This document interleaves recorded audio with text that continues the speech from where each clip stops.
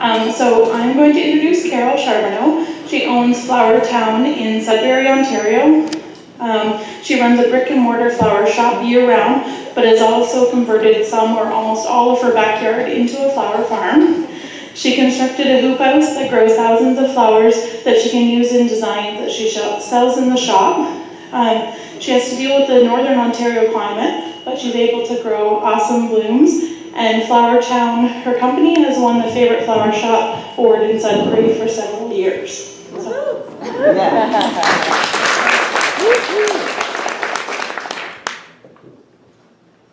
Can everybody hear me okay? Is that okay? I'm a very soft-spoken person, so I definitely need a mic. So I'm just going to start by giving you guys a little bit of background. About 10 years ago, my husband and I and our 4 children lived in Oshawa, and I worked for a small company called Audi Canada. And my husband was in industrial sales. And but originally I came from Sudbury, and that's where all my family still lives. So we would often visit, and I would just find that the pace of life in Sudbury was just so much slower, and it was appealing to me. So one day, I just said to my husband that I was tired of living the corporate life, and I was tired of driving an hour and a half to get to work on the 401, and an hour and a half to get back, and all of the corporate reports I had to write, and working in a cubicle. And he said, what are we gonna do if we move to Sudbury? Because he was originally from Toronto, so he wasn't even from Sudbury. I said, well, I'm just gonna go online and have a look at what is for sale, and in the commercial retail. And there was a bookstore and a flower shop. Now, I had never worked in a flower shop, but I considered myself to be a very creative person. I'm pretty crafty, I think. And so we decided to buy the flower shop. So I called my father, and I told him that I was moving back home, and he didn't believe me until about 3 months after I was living there. And so we bought the flower shop, and then I took a course. I think it was like a 3-week course. It was really basic and probably dated. And so the rest I kind of had to muddle through and learn as I went along. So I wish I could say I had a background in flowers. That definitely would help me, but I didn't. I was an avid gardener, and so I knew that aspect of it, but I didn't know how to design. I remember a lady coming into the store, and my designer, who I had hired part-time, wasn't there, and she asked for a boutonniere, and I sent her away. So that's pretty bad. So anyways, here we are 10 years later.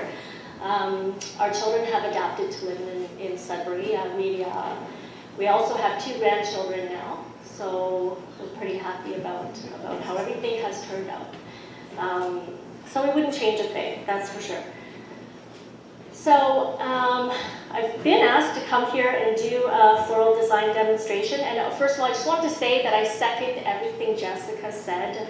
She nailed it, and I agree with everything that she said. But I'm not here to talk about that. I'm here to talk about flowers and the demonstration for you. So that's just what I'm going to do. And then I've got a few questions and answers that I'd like to go through with you guys, if that's okay. So as far as Oasis, it's not something that I personally like to use.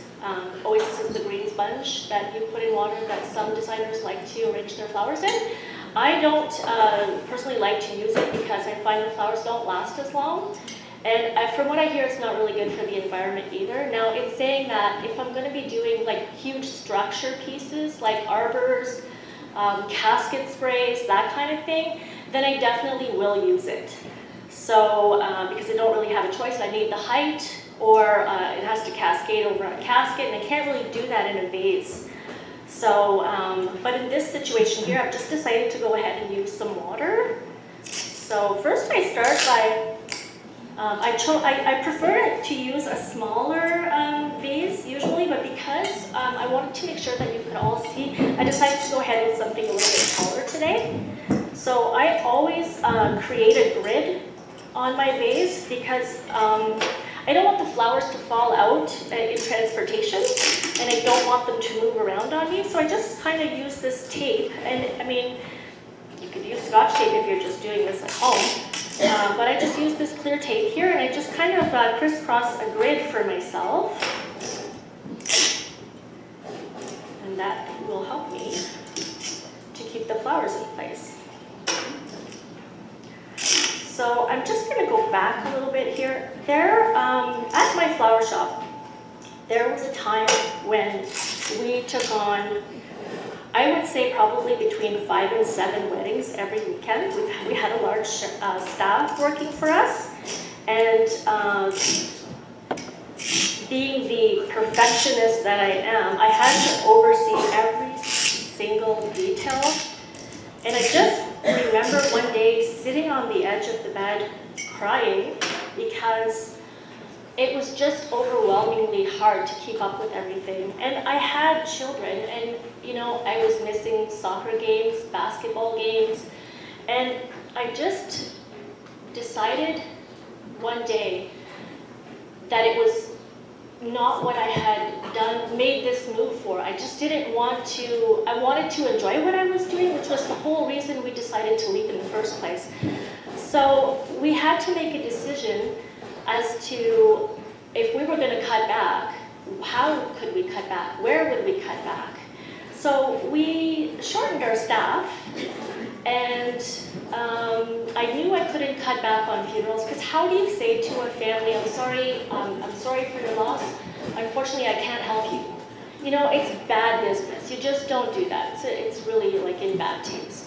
And I knew I couldn't close for occasions like Valentine's Day or Christmas or Mother's Day. These are huge holidays. So the everyday sales, you know, we love the everyday sales, and that was no problem at all. And we just decided that instead of doing the 7 weddings every week, that's an area where we could kind of slow down. So now we take 1 to 2 weddings, and they're always full set of weddings, but it's so much more manageable, and life is so much better because of our decision to slow down. So what I thought might have been career suicide at the time, because I didn't really know that I could say no when a customer was asking for something, became such a blessing. So that was a good decision for us to make. And you know what? Our daughter is 24 years old, our second daughter, and she works at the shop full time. And so, I think that she's going to end up taking over the shop someday, as I know she wants to, and I think she'll be wonderful at it. And she might want to grow the shop and maybe, you know, get a second shop or franchise it or whatever it is that she wants to do. But that'll be up to her. So I'm just going to step down for a second and fill this. Is that okay? Okay, while you do that, I might talk a little bit about growing. I don't know as much about growing as any of you guys, but a few years ago, I was always a gardener, but a few years ago, I was trying so hard to get my hands on Café au lait dahlias. And I live in Sudbury, which is about 4.5 hours north of here. And I couldn't get them, and I was becoming so frustrated because I knew I could grow dahlias. So I searched high and low because they were not available anywhere, not like they are today. And I searched high and low, and I finally found some at a place called Oak Ridge Dahlias. I think they're in Oakdale. And so she sent me some tubers, and I started to grow some dahlias. And I convinced my husband to, thank you, Janice, to buy me a 8 by 12 little greenhouse from, I think we bought it at Costco. And so I did a ton of seeding in there, and I started growing all kinds of annuals. And so then I had to convince him to build me a ginormous hoop house in our backyard. And I mean, we live in an urban area, so I was, we didn't even know if we could use something like that. But anyways, so he did. How big is the other greenhouse? Because I can never remember. 2236. So it's big enough. It houses 50 peonies. We grow them all in the greenhouse. We grow dahlias. I think we have about 20 dahlia plants. We grow David Austin roses, and a lot of people think that's kind of weird because they don't know that David Austin roses can grow up here. I always get that reaction. But anyway, they're zone 4, and they've been working great in the greenhouse. I grow a ton of annuals, cosmos, tons of zinnias, and then I have a huge pumpkin patch too because I love to make fall arrangements in my pumpkins. So that's always fun to do. Plus you can get varieties that nobody else can get. And I find that when you're able to grow your own flowers, as well as getting some from your wholesalers, but when you're able to grow your own flowers, it kind of sets you apart from the other flower shops in town because they wonder where you're getting all these goodies. And you know, you're getting them from your own backyard, which is amazing. So yeah, I mean, if I had to, just to answer somebody else's question, if I had to suggest the types of flowers that we would like you to grow for us, I would definitely say 9-bark. I mean, I have my own 9-bark, but it'd be great to get it through a wholesaler. Carl. I don't want to work in July. See, I say Carl because one of my wholesalers, Dalvin, and Carl will post a picture of whatever he's doing, his little limelights or whatever he's doing. And I know that my wholesaler, Dalvin, can get stuff from Carl. So, and of course he always gets upset because then he's got to call Carl and tell him to stop posting pictures. But I know they're available, so I'm going to try to get my hands on them. So anyways, magnolia, clematis, raspberry foliage, blackberry foliage. These are all things that I can't get from my local grower wholesaler. We have one local grower where I live. Nobody grows where I live. It's not at all like it is here. He has a couple of greenhouses. He's working on getting 6 more as we speak, and he's very knowledgeable, but he doesn't let me look through his greenhouses. He only lets me look through his cooler. I don't know why. I mean, I think I could make suggestions for what I would like him to grow, but anyways, that's just how he is, and you know, it's fine. So, and a variety of herbs too is, I mean, I grow some herbs for myself, but if I could get some stuff like that from wholesalers, that would be amazing. So yeah. Okay, so I'm just gonna get back to this thing here. And tell you what I want. Greenery, I definitely need like greenery. A lot of people just don't use a lot of greenery in their arrangements. They prefer to start with flowers. This is just my way, and there's no right or wrong way. It's just how I do it. I just love to grid, add flowers, and then touch up again. So, do you mind saying the names as you go? Oh, that's raspberry, thornless blackberry. Or do we do it? Yeah, we could use that.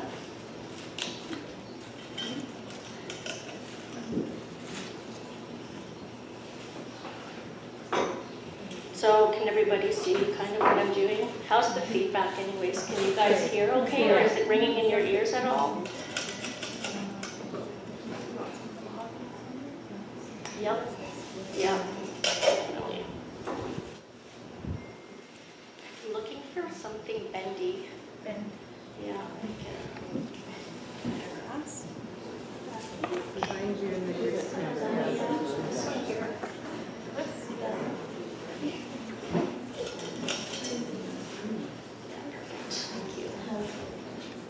And what is that?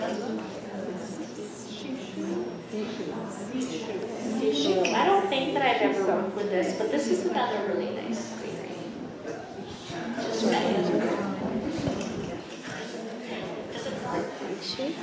does it flower? Not that I know of. It's the first year I'm growing it. It's an annual. It's technically a herb, I think. Oh, okay. I haven't seen a flower yet. What is that? It is called seashell? No, she's so Carole. It's like she's so fine, she's so Carole. The other name for it's Carilla. The other name for it's Carilla. Carilla. And did you grow this from It's seed? beautiful. Yeah. Pretty because you get the bicolor. Yeah, and the underside is a surprise. And it's a big plant, so it's super healthy. Well, and the leaves are also good. Yeah. We got some heft. The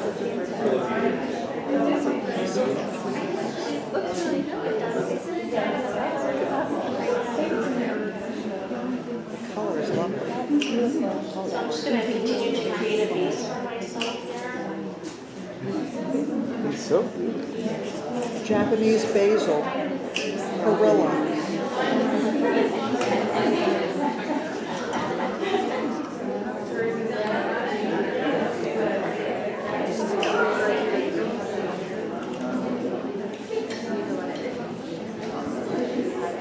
So nothing too perfect here, just I guess how you would imagine it to grow in the garden.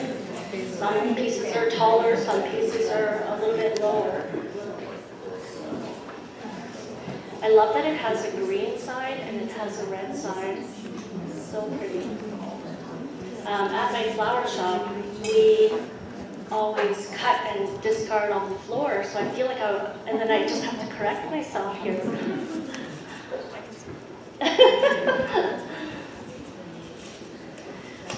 So at our shop, we have, currently we have myself as a designer, and then my daughter Jose, who's 24, she's there full-time, and we have 2 other full-time designers. One is more part-time actually. And then of course I have my MacGyver. That's my husband Mike. Sorry, I probably should have introduced him already. Sorry, honey. And he does everything from all the paperwork, everything, that I don't have to worry about any of it. I'm super lucky that way. He works with me full-time. And to changing the balusters and the lights, or when we're doing special events and that kind of stuff, like if I have to do a floral chandelier, he's there installing it for me. I'll make it, but he'll install it. So I couldn't do it without him. Definitely couldn't do it without him. He's perfect.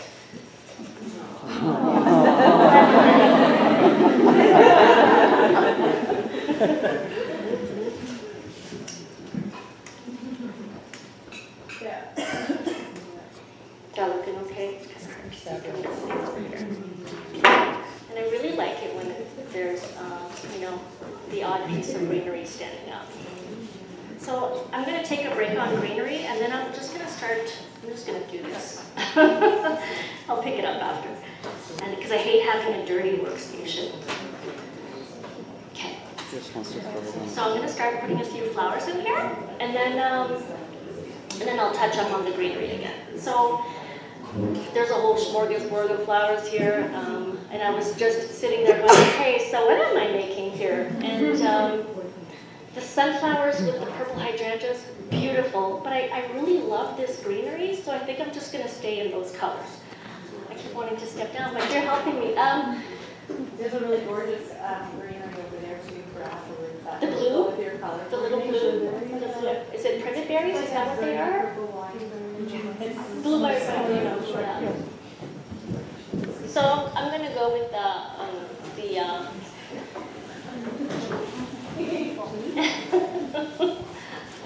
cafe au lait, because they're amazing, and I just love them. They're still beautiful.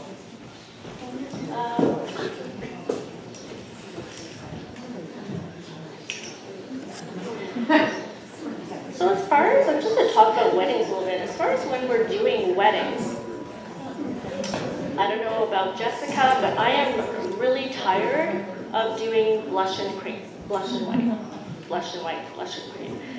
It seems like everything they want is blush and white. So I've been trying really hard to push for them to add a different color, and if they want the blush and the white, I'm going to just design on this side and spin it around if that's okay, because I'm not used to working on this side. So, you know, like adding a caramel tone is really nice, like the caramel antique David Austin roses are a nice touch. Or in this case here, what I'm doing is probably going to be blush, cream, and then I'm probably going to add some burgundy, which is really nice, and of course the berries.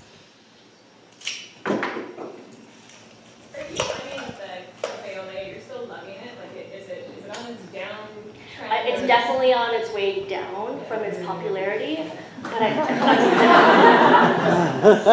it's still beautiful. I just love dahlias, I think, and because they're just starting to come out where I am, I'm just like eating them up. I really love the red, the burgundy dahlias, but they're really tiny, and I wanted a big focal, so that's why I went for old reliable. Something that is replacing the dahlia? These ones, you mean like in the dahlia That is still? coming, so we can kind of know what. As a large focal. I still like all of the roses, and I don't know if any of you are growing roses, but I still like, you know, I love the romance of the roses, so definitely the garden roses are still my favorite. Peonies. I think anything that has a big head is really nice as a focal. So, and then, you know, I use like the smaller flowers as the tiny dancers.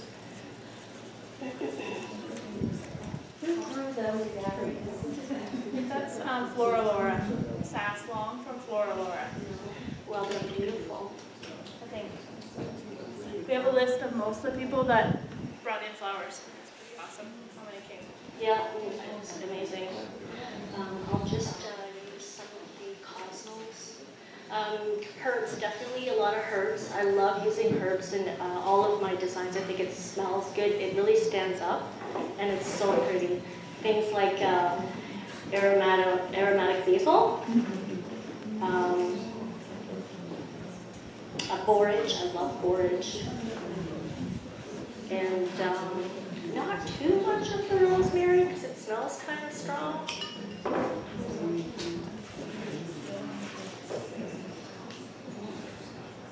Do you know who glue is?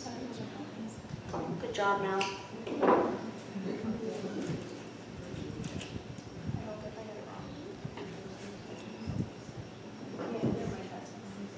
Yeah, they're stunning. Really pretty.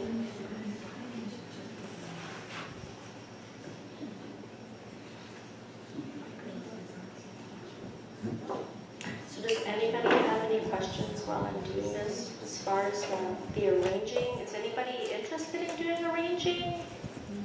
Are you thinking about price at all while you're doing this, or you're If gonna I was price it at after? if I was at the store, definitely.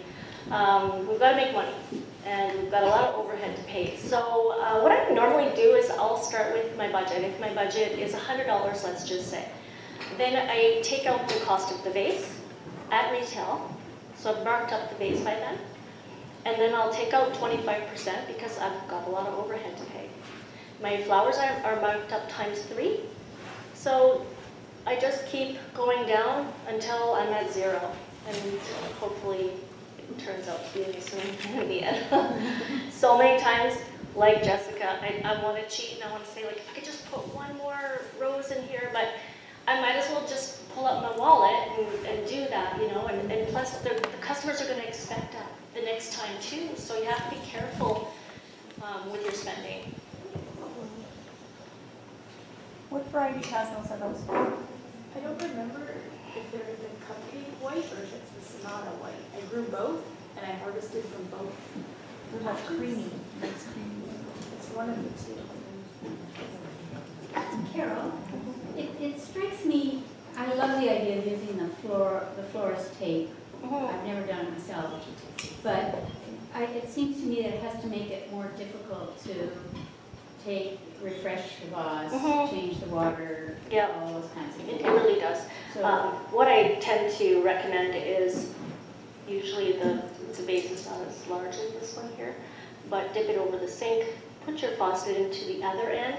It'll kind of rotate the water out of the vase, and that way you don't have to dump the whole thing. Your flowers are still staying in the same position that they were in when you started because of the grid. So every 3 days you could do that. and where can you buy the florist tape? Supply wholesalers like Westbrook have them. Michael's, if you're just looking for a roll here or there. Or you can walk into your local flower shop if you're just looking for a roll, and maybe they can sell it to you. But if you're looking to buy a lot of it, I mean, I get mine through Westbrook. What flowers do you refuse to work with, or bride's request that you're like, I'm done with anything like Birds of Paradise, Protea, anything exotic. It's a completely different style than what I'm doing, and it's dated. So it was good at its time, and I remember ordering maybe 100 stems of birds of paradise a week, and they would just fly out of the store. But if a customer calls me now, I never have it. I could get it, but if they're buying a stem or two, what am I doing with the other 8? So I just don't. I try to just order what is kind of current. So yeah, nothing. Oh yeah. You know when the lights went on?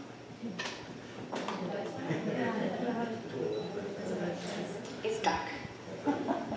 Carole, in your formula, are you including, you said 3 times the flowers, do you put in as much greens? I also charge for the greenery. Yeah, do you do like a set? Yeah, it bucket depends set? on the type of greenery. If I'm using just like cheap leather fern or salal as a base and then just accenting with a more expensive green, it's going to be less expensive. But if I'm using all quality greenery, it's charged by the stem. Okay. So like a stem of pittosporum is $3. A stem of eucalyptus is $3. Okay. So just depending on how many stems I'm using. Awesome.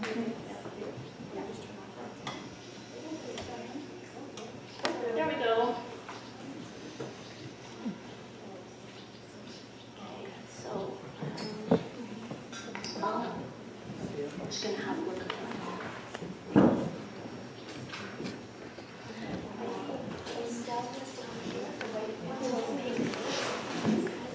They're pretty.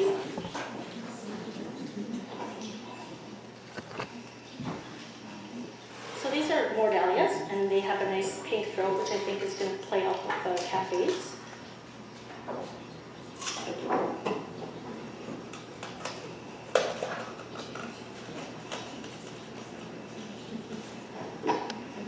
Like I said, I'm just going to work on this side, and then I'll flip it around and do the other side. And maybe some of that blueberry. It's on the other side. Oh, awesome. Okay, I don't need it. Geez, I'm used to telling Mike what to do, not you.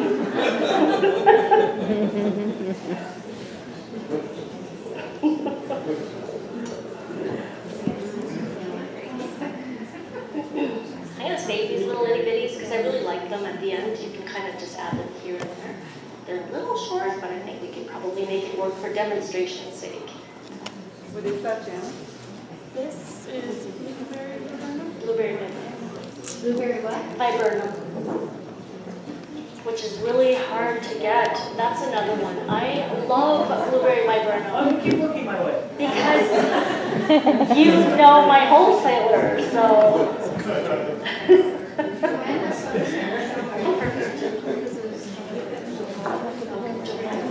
Okay, yes, I remember seeing them last time I was here. Yeah, beautiful. What are you using to cut? Are you using a knife or a Snips. Sorry. Yeah, some people, if I'm doing big pieces and I need both my hands to kind of insert the flowers, I'll use this. If I'm doing a smaller piece, I keep this in my hand and I don't set it down for a second. Otherwise, we're all doing this and it gets really annoying. So, yeah. So if I'm using my knife, I don't set it down. But because I'm doing like a larger piece here and I need both hands to get it in there, I'll use my snips.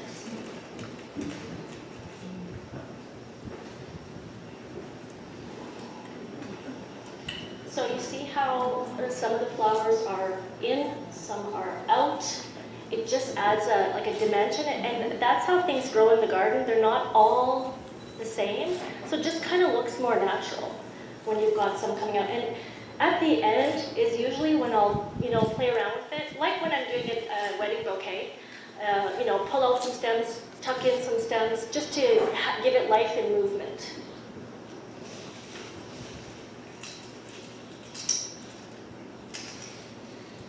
Can we talk about ribbons? Where do people get ribbons from? I love silk ribbons. Really hard for me to get silk ribbons where I am, so I have to order them from the States. I've tried locally, but it's just not working for me unless somebody tells me where to find some. Everything's like silk and yellow is from the States. Mayfair is from the States. So that's where I buy my ribbon. Have you tried Stella wool? No. Because they're at Vancouver. It's still not cheap, but it's nice. And I'll go to Fabricland and just buy like chiffon or like silk and just rip it into Shreds. the piece that I like. And that works out really well too. So what is it called? Stella Wolf Co. Stella Wolf. Ninebark Farms are in BC as well, and they're doing plant-dyed. Ninebark Farms? Ninebark. Okay. Yeah. I'll have to write that down for sure. Is all the greenery conditioned before you're using it? In my flower shop, Or what? here I'm not really sure. In my flower shop, everything is conditioned. Every stem is cut, buckets are cleaned. Everything is conditioned, yeah. So I can't keep my eyes off these sweet peas, so I'm keep some peas. Also, Jess at Sweet Yellow Gardens in July, we're starting to do that. So you can Say that again. Sweet Yellow Gardens. Sweet potato.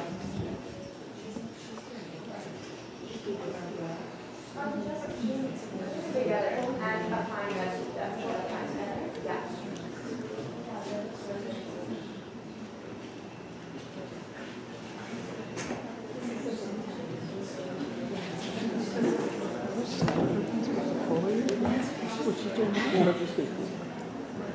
Honestly, it is really nice to work without having to consider budget.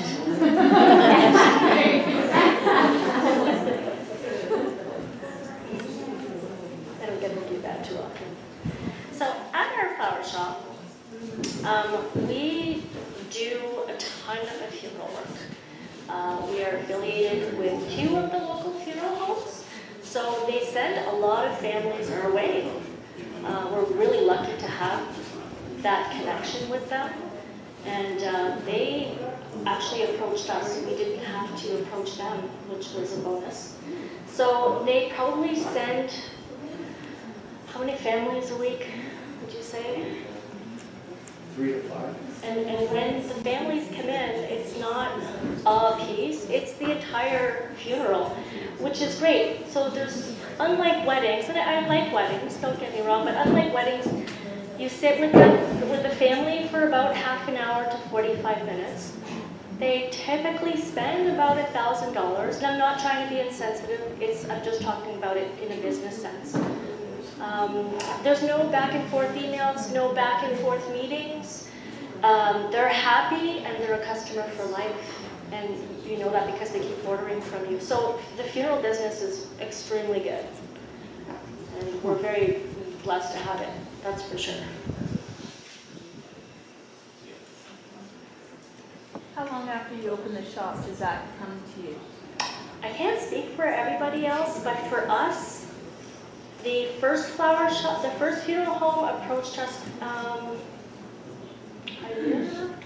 a year after. And so we've been working with them for 10 years. Did they say what prompted them to seek you out? Good reviews. We take really good care of their clients. We're bilingual, they're bilingual, so that helps a lot too, because a lot of their clients are French speaking. Right. We live in a pretty bilingual community, and a lot of the other shops aren't bilingual, so that's an advantage that we Right, have. that would have been very important to them. While you're making your arrangements, how do you know you're getting to your budget? Like, when do you stop? Today I'm not on a budget. Right? Janice said. Usually I have my order here beside me that's printed from our point of sale. And I'll start with my total, and I got my calculator, and I just keep going down and down and down. Now, I know if my budget is $60, I'm not going to choose this space. I might choose this little guy. So, but, you know, if I've got a half-decent budget, I'll choose. I kind of know in what direction to go in, so that it can still look nice and full compared to the size of the piece. So, and you know what? When you've been doing it for a little while, I can finish my entire arrangement and then I'll say, well, I guess I better add this up and see if, if I'm on budget, and I add it up and it's bang on because I'm just so used to working with set amounts. So,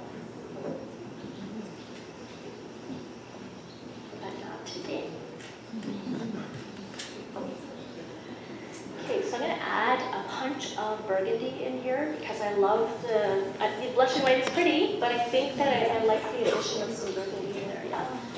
I think I'll start with the, these guys here. Yeah.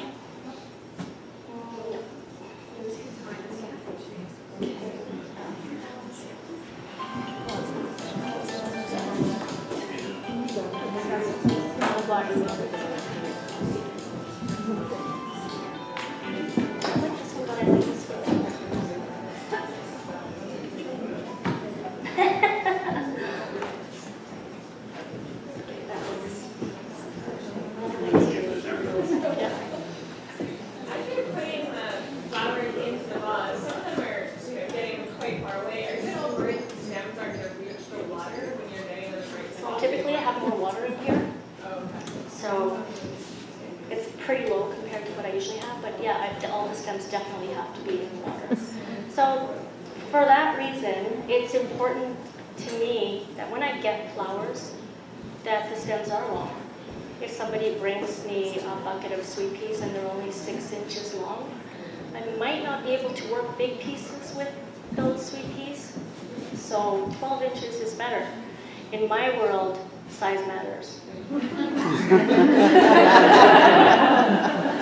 Just saying.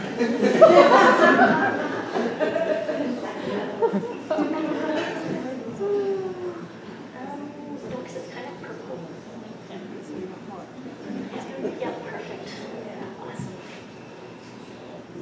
I need you with me all the time.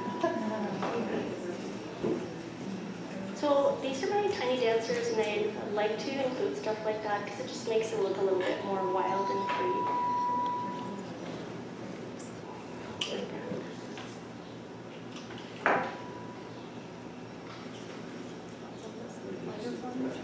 Yeah, no, I like that.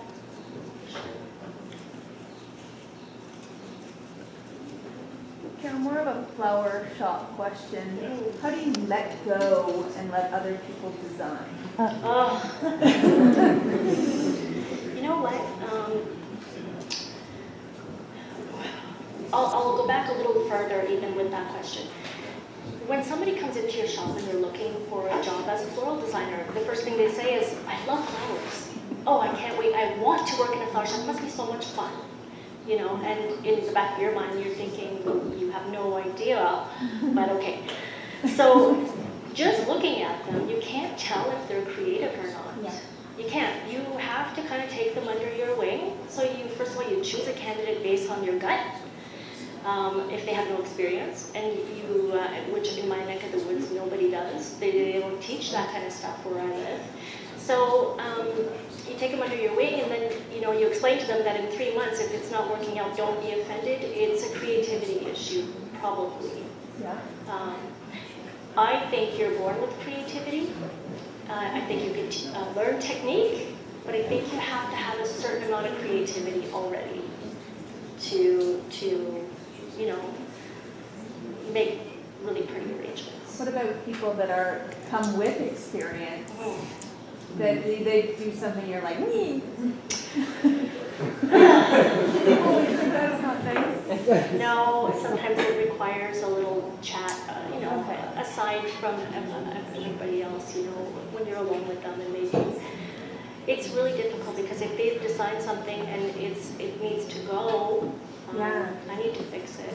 And at the end of the day, whatever goes out of our store reflects on us. It's kind of your brand. Totally, right? And I can't let it go if it's substandard. Okay. So, and then of course they get upset because they take it personally, but you have to have a talk after and kind of try to talk it out. And just say like, I realized that maybe where you worked before, this was what you guys did, but I'd like you to learn something a little bit different here. This is how we do it. Yeah. Something like that. Okay. It's never easy. It makes me want to not have employees. Yeah. I don't like having employees either. That is the hardest, the biggest challenge. It is. I have to shop in Toronto, and there's a lot of talent, so even in a place where there's a lot of talent, there's different challenges, but it is the single hardest thing, and it's repetitive. Yeah. So, I think there's one thing I learned from someone is like, you got to go in expecting that some things are just going to be difficult, and this is, I think, always going to be difficult, and if you go in thinking that it will be difficult, you'll probably be in a better headspace. Okay. Yeah. Thanks for that. Yeah, it can definitely be a huge challenge. Like Mike and I always say that our hardest problem is staff. Yeah. It has definitely gotten along a lot better than it used to be, and I think it's because my daughter works with us, and I love her to pieces, so it's easier for me than if it's just, somebody else, I think. I don't know. And she's a good girl. How much would you charge for your cafe au lait dailies that size? What would I charge? For a standard. 8 retail.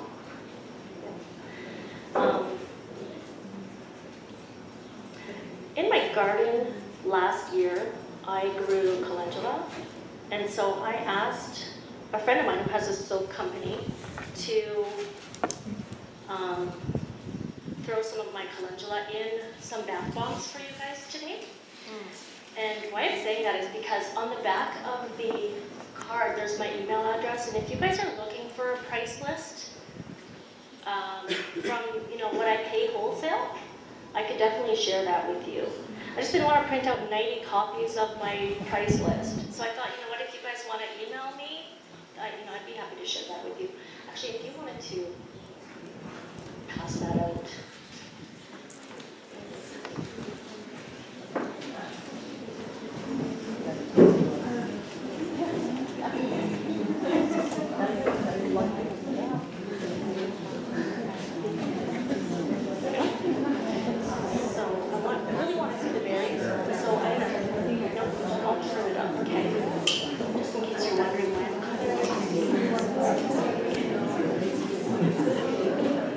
Say what? Oh, what? Wow. Right down here. Thank you. I love it. Smells so good. These are awesome. It smells so good. It's like an egg toss. Thank you. Oh, they're so The lovely. leaves that are in the water, if I could reach them, I'll pull them out. But otherwise, I just leave them. Yeah, they're fine. I mean, if they were going to be staying in there for 2 weeks, it might murk up the water, but the flowers will be dead by then. So, I just never let them in. yeah, if once I push the water up higher, you can kind of pull this out.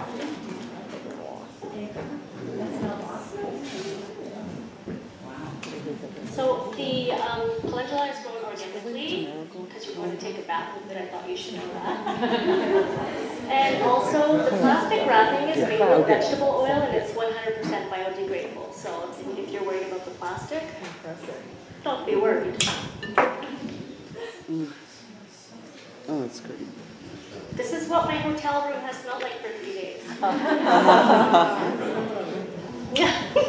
And we have a jacuzzi in our hotel. So neat.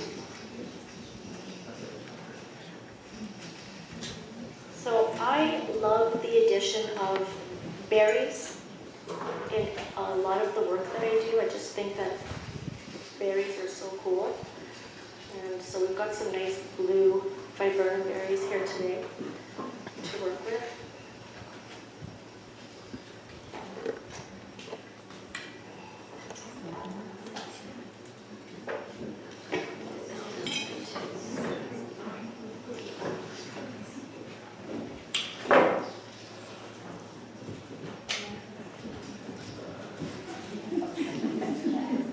Does anyone know who the supplier partners?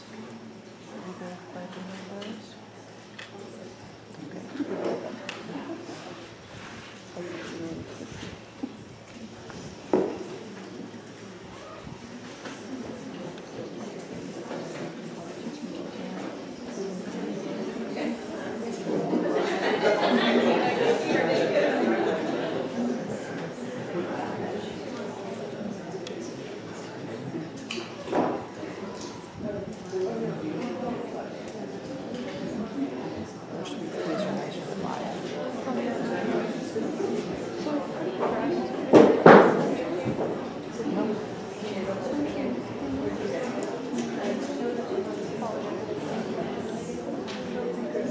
Carol, what is that?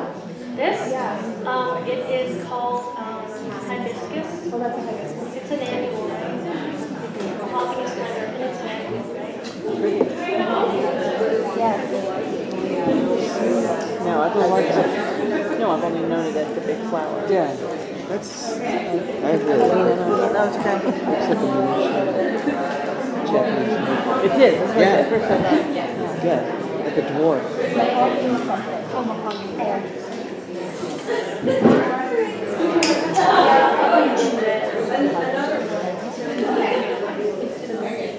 So I'm gonna get Melanie's beautiful cosmos.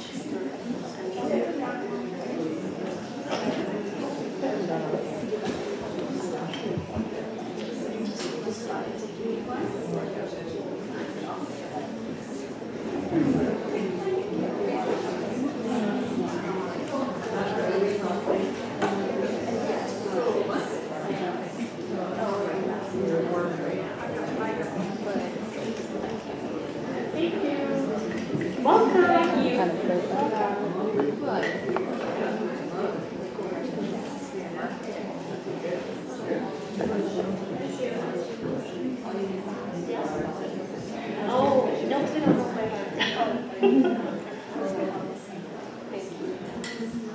Carol? Yeah? One more question. I see you offer free delivery.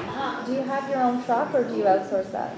Truck? Or like own, do you have your own Delivery van? vehicle? Yeah. We've got a, what do we have? Ford Transit Connect. Okay. Yeah. Yeah, we've got a full-time driver. Oh, you have full-time driver. Oh, yeah. Mike hates driving. Her name's on the side of the van, so I got calls. I should say I hate it when Mike drives. Yeah, we get the phone calls. Do you know what percentage your online orders are of your total business? A ballpark? I don't, that's Mike's job. I'm the creator. Mike? For online orders, you're talking about 25 to 28%. Okay. Yeah, we get a lot of online. That's a lot. Yeah, we do. We really do get a lot of online orders. And do you have an offering that's just seasonal days arrangement, this many dollars, or seasonal? Yep, it's called Forest Choice and it's on the website as well. So this is where we can pretty much do anything. But then do you have set things as well, or? Yep, Okay. yeah. Sure do. The online orders works a lot where people read the Google reviews. Yes. And then people out of town want to send flowers to the parents, so, and then we get good feedback on that, blog has got a lot of reviews, and we've got 55 reviews, member shops on Canada as well. Yes. So they read that, and then, wow, it's got 55 shops, so.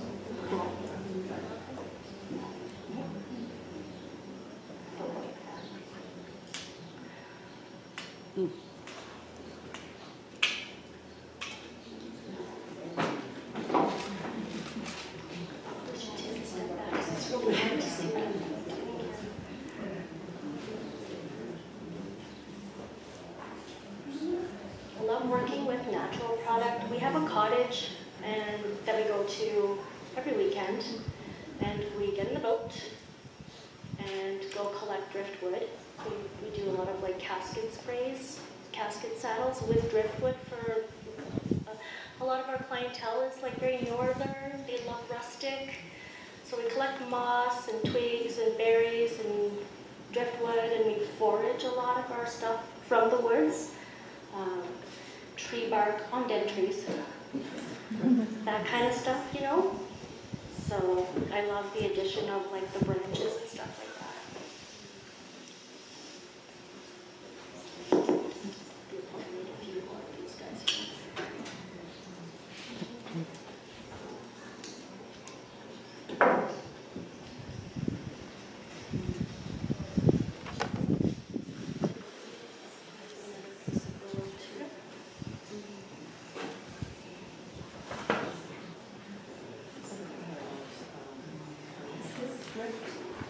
That was the very first Carole went out of the season. Carole didn't see the first Gotta make her happy somehow.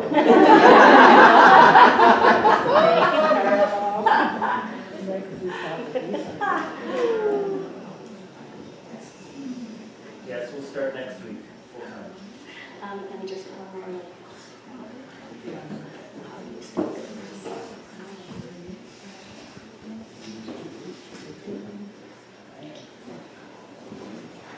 So my face is getting pretty full here, so I'm just going to put this last piece in, and then I'm just going to go over a couple of questions. I went on Facebook, the Facebook Canadian Flower Farmer page, and put out a question, like, what do you want to know from a florist like me? So I did get a few questions there, so I promised that I would answer them, and I would do that. I think we just mortgaged the house. Sorry? I think we just mortgaged the house. Oh. Yeah. I think so too. Okay, I'm done.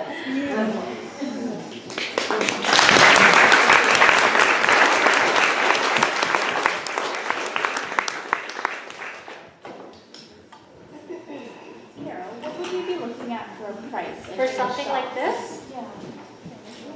200? Yeah, because 50 of it would be labor already. It's 25%. Your vase, thank you, your vase, your flowers. It all adds up, right? It's definitely more expensive to buy through a flower shop. You know, I'm not going to deny that. But if you buy from a grocery store, they can't design it for you, you know. So that's how I look at it now. Like I said, we don't have flower farmers, so there's no flower market where I live. Like I can go to the farmer's market, but there's no flower market there. So even at my farm, that would be like $150. Right? Yeah. Yeah. Yeah. Cheap. Okay, so Brenda Duval, I don't know if she's here, but she asked this question. She'd like to know how, if she can grow flowers, but how does she approach the florist to try to sell her flowers to? Have any of you been selling your flowers directly to the florist? Yeah? How's that going? Yeah, good. Okay, so I would just say schedule a meeting with your flower shop or the florist that you're interested in working with. Bring her a complimentary bucket of your flowers. Make sure your bucket is clean and that you look presentable. I know you guys work hard and you're always in your dirty clothes and everything, but if you just show up the first time, just the first time, and look presentable, then she'll have a good impression, or he will have a good impression, right? Or invite them to your garden and maybe they can see what it is that you're growing. I would love to have somebody in my area that would invite me to their garden, but he just wants me to look inside his cooler.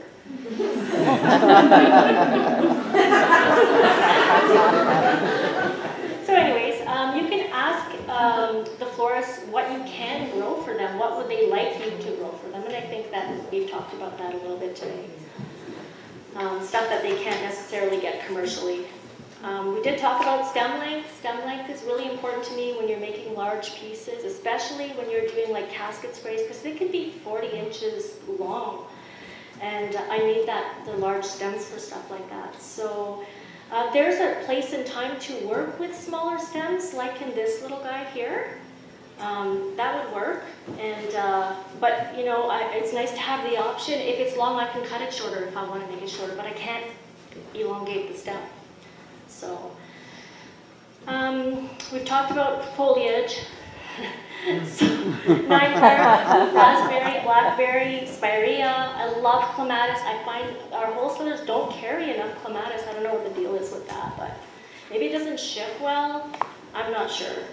But I love the look of clematis, but I can never get my hands on it. So I grow my own clematis, but I swear I think I might have maybe 2 varieties of it, but I really should grow more of that.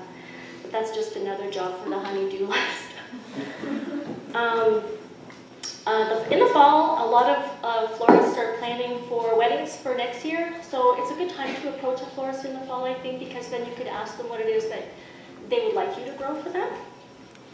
And also, my wholesalers tend to, the ones I work with already, tend to call me, hassle me sometimes, but they call every other day. And I like that because I'm so busy that I don't have time to stop and think about, oh, I gotta call him before his cutoff. They call me, and they're pretty proactive about doing that. So, and I like that because it's just one less thing that I have to keep thinking about. So if you can be proactive with the floors that you want to sell to, and just maybe even once a week, send her an email of what you have available. I'm sure that she or he would love that, because if somebody did that for me, I would buy from them. But if I'm not hearing from you, there's a few wholesalers that don't call me, and I always say, like, if they would just call me, I'd probably buy from them. But I just don't think about it because I'm not hearing from them. So and there's other people I could buy from. So Carole, on that note, would you prefer a phone call with availability or a text or an email with pictures? What would be the best for you to receive? a phone call as well as an email. Yeah, and pictures are awesome. Yeah, for sure. Because you could say you've got dahlias, but what color do you have? You know, and I want to see. So, and a phone call is great too, just as a reminder. You know, because I know that some wholesalers have cutoffs. So if I can get that reminder call before I miss my cutoff and starts, you know, screaming, oh my God, I missed my cutoff, you know. So, also, I would say that it's probably a better idea to have a really good relationship with one or two florists as opposed to spreading yourself too thin and making mistakes and not having time to contact them the way that they want to be contacted. So. Janice says that she says, I'm having people contact me for the new year and beyond, weddings.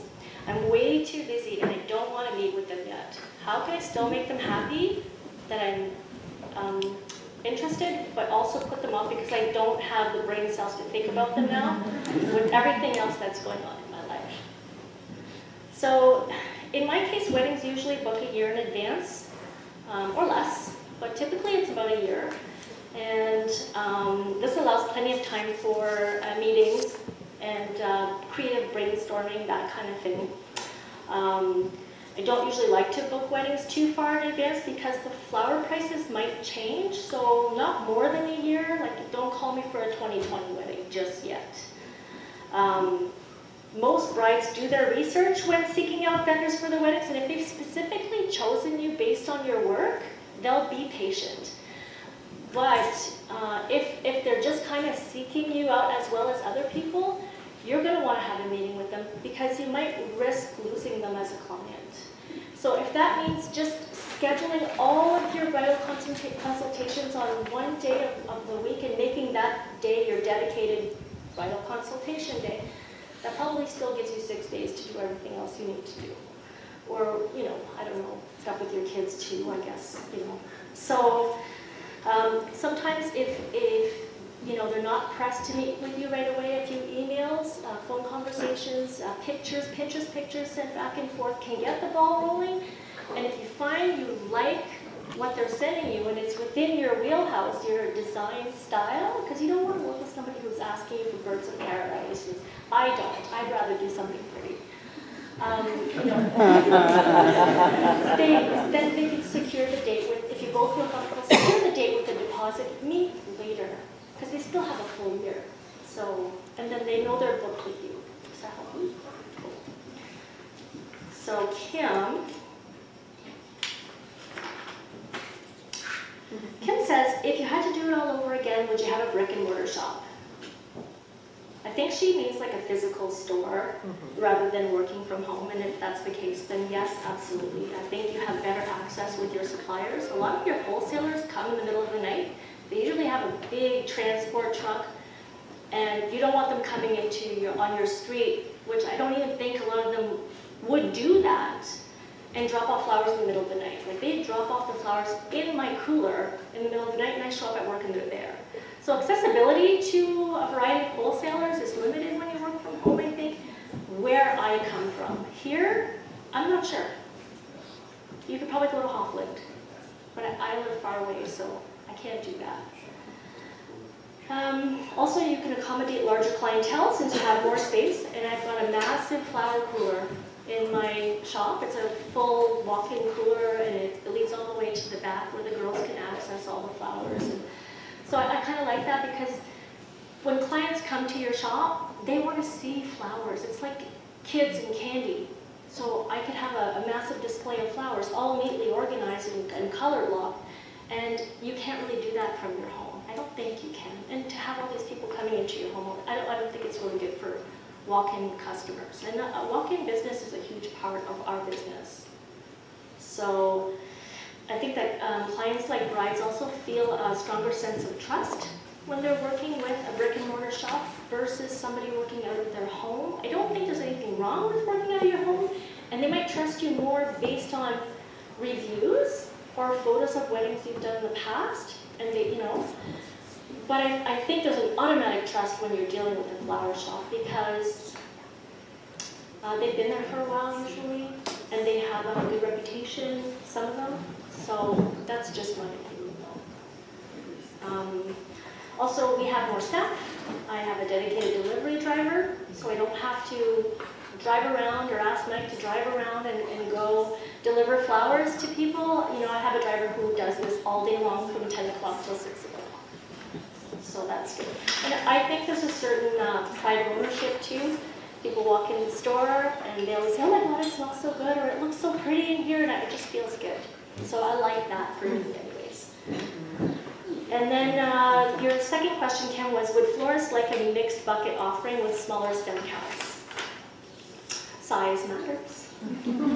So yes and no. If it's for an event or a wedding, we need to put specific flowers. We need specific flowers and specific amounts. So if it's a mixed, it doesn't always work for what the bride is looking for. So typically I like to have, what I ordered.